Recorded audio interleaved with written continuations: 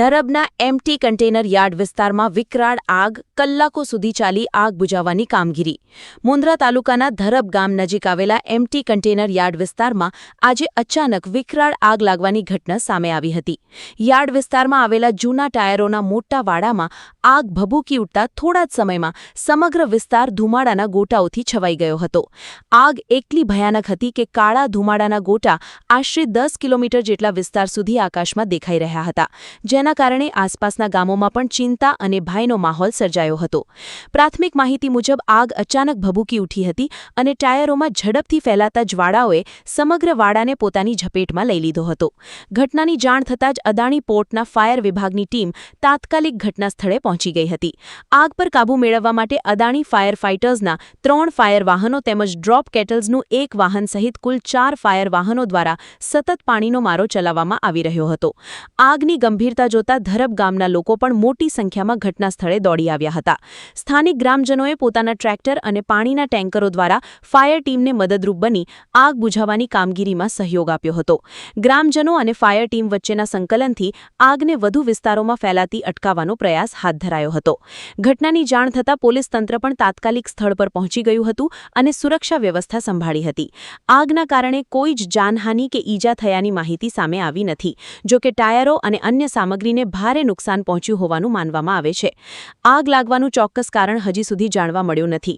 પ્રાથમિક તબક્કે short circuit અથવા અન્ય ટેકનિકલ કારણોની સંભાવના વ્યક્ત કરવામાં આવી રહી છે, પરંતુ સત્તાવાર કારણ તપાસ બાદ જ સ્પષ્ટ થશે.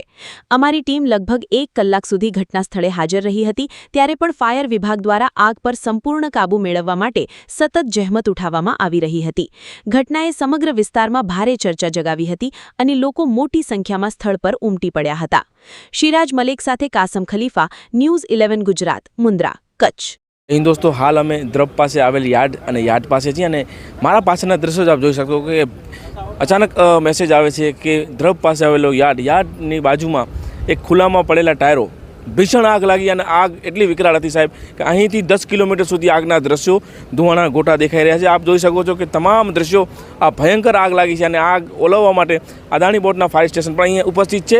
સાથે સાથે આ ભીષણ આગના દ્રશ્યો જ હું આપને બતાવીશ, કારણ કે ખૂબ પ્રયાસો કર્યા છે. સ્થાનિક લોકો પણ અહીં ઉપસ્થિત છે અને એમના મેસેજ દ્વારા તમામ લોકોને જાણ થઈ છે અને હાલ સોશિયલ મીડિયામાં પણ આના મેસેજ ફરી રહ્યા છે, પરંતુ પૂરેપૂરા પ્રયાસો અદાણી દ્વારા અહીં કરવામાં આવ્યો છે. સાથે ડોર્ફ કેટલનો પણ અહીં કંપનીનું એક ફાયર સ્ટેશન આવ્યું છે અને એ પણ મહેનત કરી રહ્યો છે. એટલે આગ ખૂબ વિકરાળ છે. આ આગ ઓલવવા માટે તમામ પ્રયાસો અહીંના સ્થાનિક લોકો પણ કરી રહ્યા છે.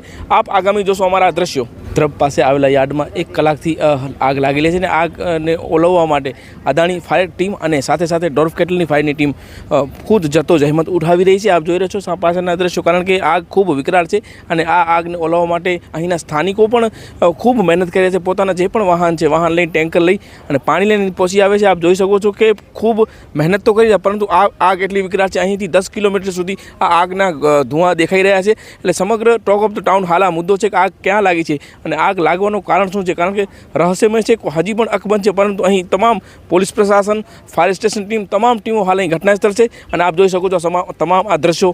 આગ ખૂબ વિકરાળ લાગેલી છે ધરબના આવેલ પાસે યાર્ડ પાસે.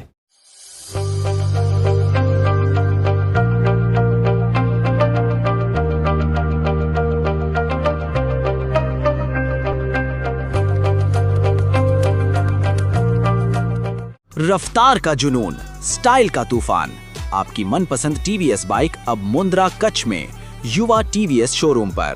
शानदार ऑफर्स और आसान फाइनेंस का मौका न चूकें. अभी कॉल करें 9998812998 या 9724518848.